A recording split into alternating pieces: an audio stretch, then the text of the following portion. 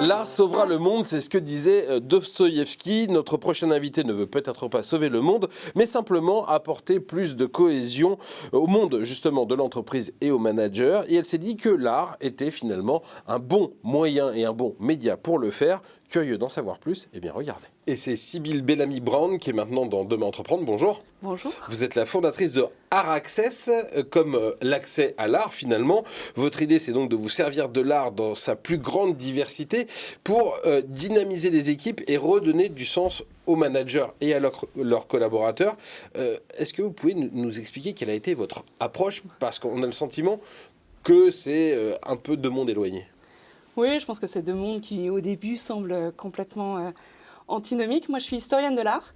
J'ai une formation d'histoire et d'histoire de l'art et je n'avais pas du tout envie de rester dans le monde des musées. Je me suis dit que ce média était fabuleux pour pouvoir comprendre à la fois des thématiques managériales, des questions sur l'innovation, comprendre notre monde. Et donc, mon souhait, ça a été de faire rentrer l'art, effectivement, dans l'entreprise. Voilà. Alors, comment vous faites concrètement pour rapprocher les deux? Qu'est-ce que vous proposez à vos clients? Alors, concrètement, on leur propose un service sur mesure. On ne vient pas avec des idées toutes faites. Donc, on vient les rencontrer en leur demandant quelles sont leurs problématiques. Ce sont des problématiques de cohésion d'équipe, de comment innover à l'intérieur de leur société, comment valoriser leur marque, comment s'inscrire dans un territoire. Et donc nous, à partir de leurs thématiques, on leur propose différents schémas, on leur propose différentes actions qui sont de la conférence à de l'atelier pratique. On leur met des pinceaux dans les mains, on leur met de temps en temps des ciseaux, découpage-collage, des jeux de pistes, mais qui ont tous attrait.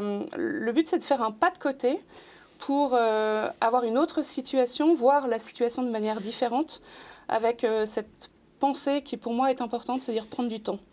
Donc c'est pas tellement de regarder comment les artistes ont pu aborder telle ou telle question, on peut penser à Léonard de Vinci et l'innovation par exemple, mais c'est plus de faire pratiquer un art à des gens pour qu'ils en tirent autre chose. Ouais, c'est ça? C'est les deux en réalité, parce que par exemple typiquement un problème de friction dans une équipe, nous, on les a menés chez les impressionnistes. On leur a dit, bien sûr que les impressionnistes sont fabuleux, mais en fait, ils se sont tous frictionnés. Il y a eu des débats d'idées, il y a eu des problèmes, clairement. Et donc, on leur montre que ce qu'ils voient, eux, n'est pas forcément la réalité et que leur propre situation peut être vécue aussi par des artistes. C'est la première chose. Je pense à l'innovation. Nous, on leur montre comment un tube de peinture va révolutionner la peinture. Voilà.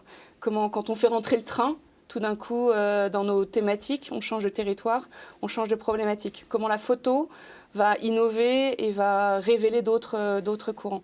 Donc on est plutôt sur ces thématiques-là, tout en sachant qu'on va re-rentrer ensuite dans leurs problématiques à eux. Est-ce que vous faites aussi rentrer les nouvelles formes d'art? Je peux penser par exemple à de l'art urbain, à des cultures urbaines, la musique comme le rap, etc. etc. Ou est-ce que vous en tenez à des choses plus classiques? Alors on fait rentrer le street art, pas mal. On a accompagné quelques déménagements.